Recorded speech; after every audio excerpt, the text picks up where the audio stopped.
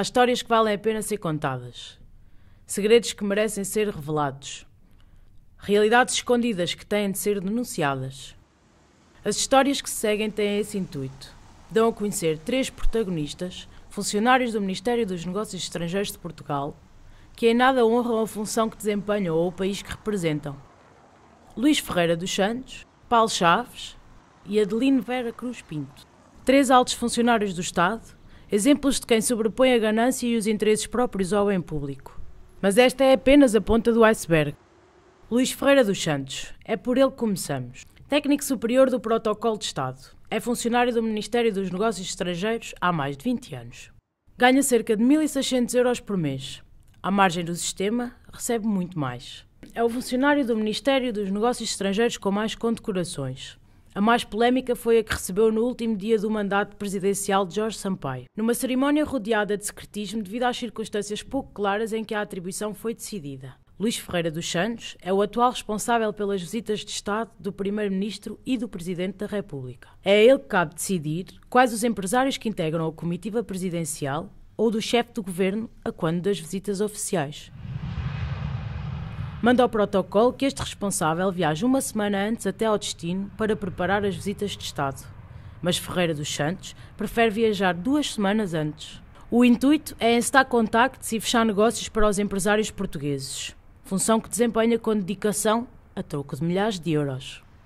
O assunto até podia passar despercebido não fosse o facto do próprio se vangloriar do dinheiro extra que ganha com estes esquemas ou os negócios da empresa Douro Azul. Como podem as mais ilustres e importantes figuras de Estado confiar nos serviços de Luís Ferreira dos Santos, quando este se vangloria conhecer profundamente as histórias do protocolo de Estado, sobretudo as mais pessoais, de todos os ministros e chefes de protocolo. Mas o poder conferido a Ferreira dos Santos vai mais além. Ele é o único funcionário do protocolo autorizado a receber e a contactar as individualidades estrangeiras de visita a Portugal. Vai recebê-los, priva com eles às refeições e negocia o que bem entende. Tudo mesmo antes destas individualidades terem qualquer contacto com os elementos do governo português. Mas este não é o seu único privilégio.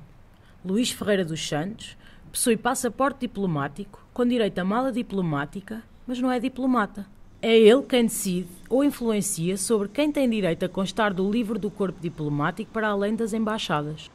Existe o rumor que a Fundação HK lhe terá pago 500 mil euros para pertencer ao livro do corpo diplomático e ter direito às mesmas regalias que as embaixadas. Mas as desconfianças quanto a este funcionário do Ministério dos Negócios Estrangeiros vêm de trás.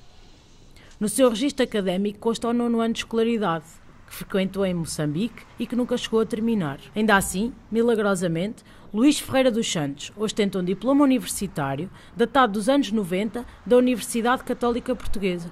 É esta formação fictícia que o habilita a chefiar funcionários verdadeiramente licenciados ou com mestrados internacionais no Ministério dos Negócios Estrangeiros. Será este homem merecedor das funções que ocupa?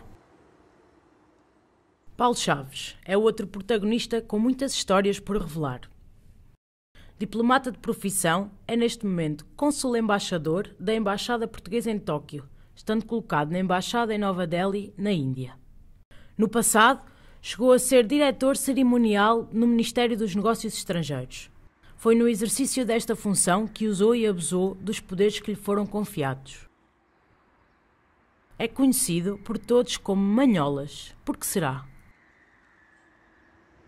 Na época em que preparava as visitas presidenciais ou ministeriais, viajava semanas antes das comitivas de reconhecimento e voltava semanas depois do Presidente ou do Primeiro-Ministro. As contas das estadias prolongadas eram pagas pelos contribuintes do Estado português, sem qualquer pedido de explicações por parte dos seus superiores hierárquicos.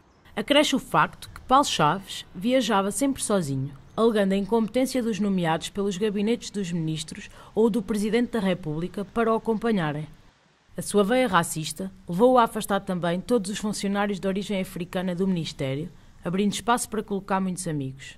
A verdade é que a sua ação sempre gozou do consentimento do secretário-geral Fernando Neves, o mesmo responsável que autorizava todo o tipo de negócios nas viagens ao estrangeiro a Paulo Chaves. Este sempre transportou na mala diplomática produtos para vender ou trocar no estrangeiro, como acontecia com as garrafas de vinho que levava a pretexto dos jantares presidenciais ou ministeriais. Um facto até aceitável, não fosse o número de garrafas ceder em muito as necessárias para o efeito. Há muitos outros rumores de histórias comprometedoras a envolver Paulo Chaves. Uma das mais graves e famosas tem a ver com uma visita da qual terá trazido cerca de 7.000 comprimidos de ecstasy, transportados na mala diplomática e que terão sido vendidos em Oeiras. Mais um caso de quem não honra o cargo que exerce. Adelino Vera Cruz Pinto é o terceiro protagonista desta história. Assessor principal de protocolo, caiu de paraquedas no Ministério dos Negócios Estrangeiros. No exercício dessas funções, passava dias inteiros no aeroporto à espera das visitas de Estado. Fazia as honras da casa, mas desperdiçava milhares de euros ao Estado, acumulando inúmeras horas extraordinárias que tinham de ser pagas. Dizia-se no Ministério dos Negócios Estrangeiros que o que recebia era suficiente para pagar a 10 funcionários mais competentes que ele. Tinha uma especial ligação à África e aos países africanos. Qualquer representante de São Tomé, Cabo Verde, Moçambique ou Guiné que viesse a Portugal sabia que teria direito a tratamento VIP, providenciado pessoalmente por Adelino Pinto. Carros topo de gama, hotéis de luxo, almoços e jantares nos melhores restaurantes, até as despesas dos minibares dos quartos do hotel onde ficavam hospedados. Tudo era suportado pelo Estado português, devidamente autorizado por Adelino Pinto. Mas houve mais extravagâncias pagas por todos os contribuintes do Estado português, como a abertura das salas VIP do aeroporto, para o usufruto dos altos funcionários africanos, ou o reforço policial para os mesmos. Se estes factos são graves, o que dizer dos privilégios concedidos aos angolanos com quem Adelino Pinto privava e com quem tinha relações privilegiadas? Para além dos benefícios já mencionados aos angolanos, este funcionário do Ministério dos Negócios Estrangeiros atribuía cartões de residência e passaportes nacionais com toda a facilidade. Tais ações nunca lhe custaram nenhum tipo de sanção por parte dos seus superiores hierárquicos. Mas enquanto Adelino Pinto esteve em funções, protagonizou muitas outras situações graves. Angola não precisava de solicitar autorização oficial para a utilização do espaço aéreo em território português. Bastava um telefonema deste funcionário do Ministério dos Negócios Estrangeiros para o aeroporto de Figo Maduro e a autorização era concedida, sem qualquer despacho superior. Muito próximo do embaixador angolano da época, o representante do Ministério dos Negócios Estrangeiros passava muitos dias de trabalho na Embaixada de Angola e não era a trabalhar. Ao Ministério dos Negócios Estrangeiros em Lisboa chegavam muitos embrulhos pesados oriundos de Angola. Tinham Adelino Pinto como destinatário. Consta que seriam a forma encontrada pelos angolanos para o pagamento a Adelino Pinto pelos serviços prestados. Até hoje, o conteúdo dos embrulhos continua a ser um mistério. Mais tarde, este funcionário do Ministério dos Negócios Estrangeiros foi colocado em Porto Alegre, no Brasil, como vice-cônsul de Portugal.